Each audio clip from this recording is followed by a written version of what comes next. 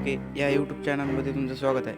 तर तुम्ही सर्वप्रथम आमच्या चॅनलला सबस्क्राईब केलं नसेल तर सबस्क्राईब करा आणि या व्हिडिओला लाईक करा. तर आजच्या व्हिडिओमध्ये आपण कस्टम URL कसा तयार करायचा याबद्दल पाहणार आहोत. तर अगोदर तुम्हाला जायचं आहे क्रोम ब्राउझरमध्ये आणि इथे क्रोम ब्राउझर ओपन केल्यानंतर इथे वर तुम्हाला 3 डॉटमध्ये जाऊन डेस्कटॉप साईडमध्ये त्याला चालू करायचं आहे.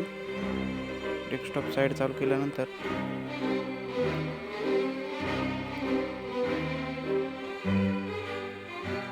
वर इथे आपल्या चॅनलचा लोगो दिसेल.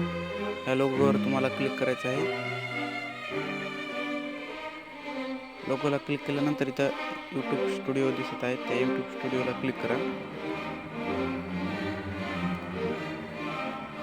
यूट्यूब स्टुडिओला क्लिक केल्यानंतर